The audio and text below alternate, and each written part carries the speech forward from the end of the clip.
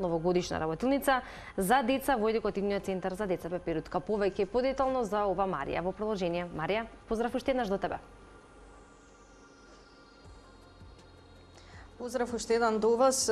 Токму така, во склоп на оваа празнична атмосфера, ќе кажеме нешто повеќе за работилницата за деца која што се одржа минатата недела во Едукативниот центар Пеперутка. Имено во оваа работилница учествува околу 20 на дечиња, каде што навистина може да се видат интересни изработки за кои ќе кажеме во продолжение, односно новогодишни украси, новогодишни честитки, новогодишни шишарки и се она кое што произлезе од вештите рачиња на самите дечиња. Нешто повеќе за самата работилница која што се одржа минатата недела во продолжение ќе слушнеме од мојата денешна гостинка Наташа Ристовска. Добро утро и добро дојдовте во утринската на Телм. Добро утро, добро дојдовте вие во нашиот центар. На самиот почеток сакам да појасниме која е главната цел на одржување на една ваква работилница. Главната цел на одржување на работилницата е да се обележи престојниот празник во моментов нова година и темата на оваа работилница беше новогодишна тема, каде што изработувавме шишарки.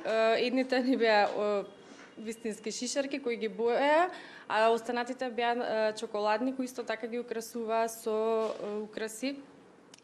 И исто така изработувавме и новогодишни елки.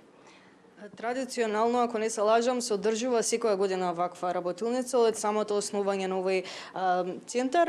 Какви беа реакциите на самите дечиња при изработката на овие украси? Точно така, значи 9 години постои центарот и секоја година се изработуваат работилници.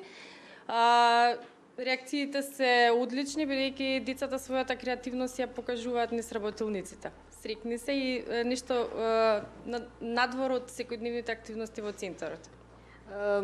Напомена во најавата дека учествува околу 20 на дечиња. Дали секоја нова година, со оглед на тоа дека се одржува работилница, има различна тема на изработка на украси или пак се истото?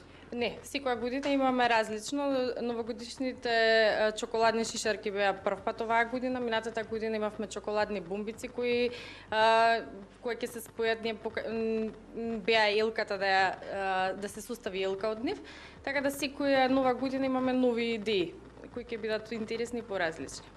Но не само за нова година, вакви работилници се одржуваат и за Великден, ако не се лажам, за некои големи христијански празници. Какви се други активности се спроведуваат во овој едукативен центар? Да, како што напоменавте, за великденските празници, значи изработуваме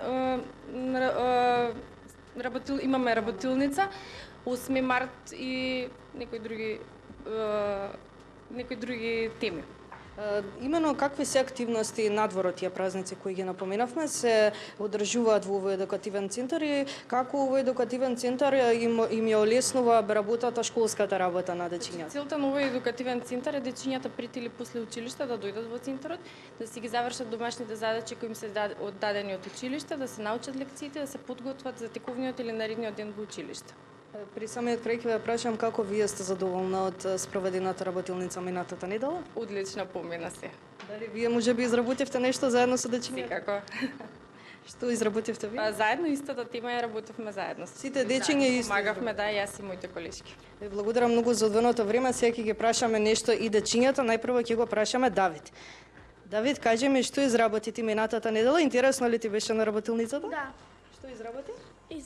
Изработив шишарка. Шишарка ваква? Да. Покажи ја, земја. Е така. Прво ја обоивме, а после ја декориравме со разновидни украси. А потоа земавме да правиме исто така шишарки и ги декориравме со украси што може да се јадат. Чекај да ја видам. Колку ти беше тешко да изработиш? Па не. Не? Не. Вакви на минатите работилници имаш правено? Па не. Што друго правиш освен вакви шишарки? Друго правевме и благи како колачиња, исто тие беа шишарки и тие можевме да ги декорираме со исто така украси што може да се јадат.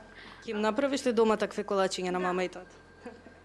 А потоа правевме елки и на нив И како беа тие 3 делки, им закачивме како со стапчиња и потоа и нив ги декориравме со разновидни украси. Браво, Давид. Теодор, така. Теодор, ти што изработи? Јас изработив елки на стапче, тоа беа 3 елки кои што ги добивме од сечење на хартија. Добивме зелен лист од хартија и на него имаше испечатано 2 елки. Ние требаше да ги сечеме тие 2 елки и кога ќе бидеме готови да викнеме една од наставничките за да ни помогне да ги залепиме на стапчето. Потоа на стапчето, потоа кога ја добивме 3D елката, наставничките ни дадоа некои украси, како некои снеголки, дедомразовци и звончиња, кои што ги залепивме на елката за да ја украсиме. На следната работилница нема наставнички да ти помагаат, ти веќе научи голем си, така? Да. Браво, Теодор да пукне. Ајде и Јана да ја прачаме. Јана, што изработи ти на самата работилница? Сврти се на кој камерата да те видат. Така, ајде. Јас изработив 3D елка, што ја украсивме со Дедо Мраз, звонче и снеголки. Исто така изработивме шишарки, што ги обоивме зелени за да личат како елка и ги украсивме. И исто така изработивме благи шишарки, што ги декориравме со топчиња што може да се јадат. И со светки некои. Да. А тешко ти беше? Интересно ти беше? Интересно ми беше, не беше тешко. Супер. Вакво нешто правеше? Што боиш сега? Елка и подароци. Вакво и на работилницата направи исто? Не, Не? Само украси тогаш. да.